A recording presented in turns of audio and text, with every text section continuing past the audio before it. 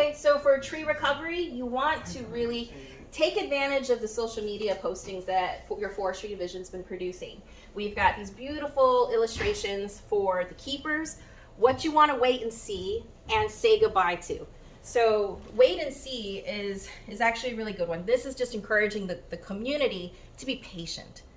Give it a few days and give it a few weeks and see how your tree recovers. And you'll see that after 2 weeks after the typhoon, we already have greening. Our leaves are coming back, trees are rebounding, and that gives you an idea of how much you get to work with. If your tree still has considerable bare branches, there are no new blooms and blossoms, give that another few weeks before you make a decision if you're going to keep that or drop that. So again, follow us doag.forestry and take a look at the many different postings that we've been putting out there and the stories.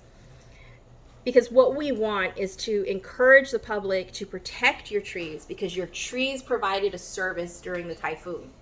Our trees were able to block much of that wind velocity, that wind strength. And trees created the windbreak, the buffer. And we've talked about this for years. And you don't want to remove what's left of your buffer. This first typhoon took out the first line of defense.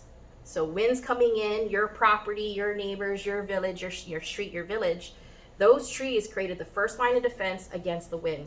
The first line went down. Do not get trigger happy removing all of your other trees. So Chris, what's more important, the specific type of tree like ironwood versus coconut, or the age of the tree regardless of, of family or species? After this event, every tree is a friend. Okay. So you want to, let's just keep it green. And let's talk about the say goodbye ones, because I think this is where most people would say like, okay, well these ones got to go, but that's not necessarily the case. These are really hard because it's everybody wants to put some put effort towards putting trees back together that have split completely in half. What happens here if we try to put oh, did I touch it? Wow.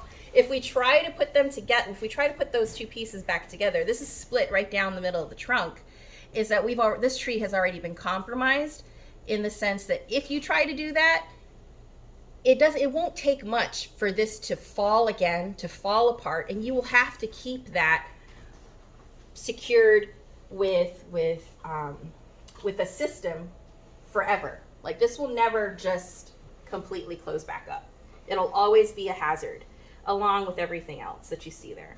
So yeah, we hope it helps. There's more information coming. We have chainsaw trainings that we are hoping to be launching very soon for the public, for our partners, because if everybody out there now has a chainsaw, we need to know how to operate that safely. Okay, now we Chamorros, we really believe in repurposing things too. It's like Right. if we do cut up the trees, or we get a tree like this where it's split and everything like that, is there anything we can do with essentially like a now dead tree? Could we use it for as planting material or whatnot? You can. So the best thing you can do for your trees right now, for anything that you really want to see recover, it's lost all its leaves, and you're just hoping that the leaves come back and it recovers, is mulch it. So if you've got a friend or you have access to a wood chipper, chip whatever it is that you've cut and start putting that mulch all around the rest of your trees. That is the